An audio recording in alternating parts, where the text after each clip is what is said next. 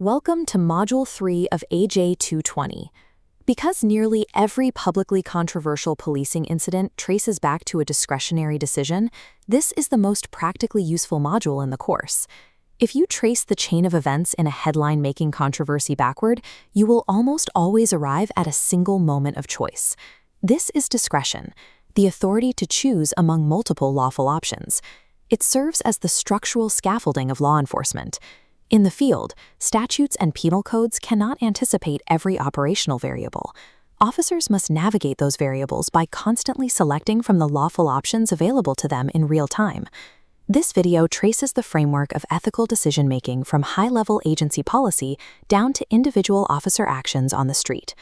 Ethical policing involves managing the unavoidable structural trade-offs between competing values, rather than seeking a mathematically perfect moral answer. Policymaking functions as a sequence of ethical acts. Every policy is a judgment trading off competing values. In vehicle pursuits, pursuing a suspect protects accountability, ensuring they cannot simply drive away. However, high-speed pursuits frequently result in injury or death to bystanders. Because no policy can maximize both of these values simultaneously, every pursuit policy is a forced trade-off between accountability and safety. This dynamic creates a bidirectional tension between law and justice. In one direction, the strict application of the law sometimes fails to reach an outcome we would recognize as true justice.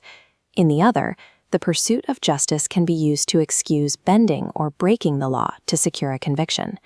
The professional standard requires officers to work strictly within the law while pushing for change through legitimate legal channels. This conservative position exists to prevent vigilantism and maintain the stability of the justice system as a whole. Organizational ethics is the connective tissue between broad policy and the individual officer, requiring constant maintenance. This relies on clear standards, accessible reporting channels, and protection for reporters. It also requires aligning incentives, leadership modeling, and recognizing ethics is never finished. Mindsets also shape these decisions. The crime fighter model prioritizes the swift apprehension of offenders and the suppression of crime. By contrast, the public servant model focuses on mediation, assistance, and due process. Most scholars and police executives argue that effective policing requires both models. Professional skill is defined by the judgment required to determine which model a specific operational moment calls for. Over-identifying with either model exclusively produces predictable failures, from excessive aggression to tactical complacency. This leads us to the mechanics of discretion. Again, this is the authority to choose among multiple lawful options. Because discretion is not dictated by fixed rules, it creates an operational void. Systemic bias and discrimination enter the decision-making process through this void. Agencies check bias through supervisory review, demographic data analysis, ongoing community feedback, and an ethical culture.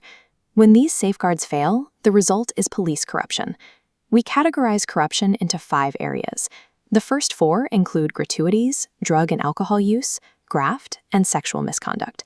The 5th, excessive force, differs because it rarely involves personal gain.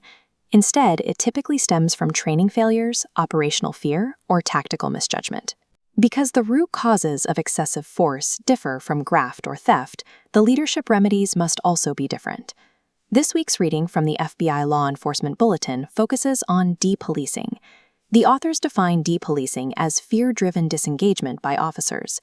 While anecdotal claims of widespread depolicing are persistent, the authors found limited quantitative evidence to support them. Evaluate the data yourself to resolve where you stand on this debate. In summary, discretion is an unavoidable inherent feature of law enforcement. Ethical policing requires the continuous management of policy trade-offs, bias, and competing operational models to ensure that discretion is applied fairly. For this week's one-page assignment, you must apply these concepts to a real-world case. Find and cite a real news article detailing a specific incident of police discretion. Start looking for this article early in the week.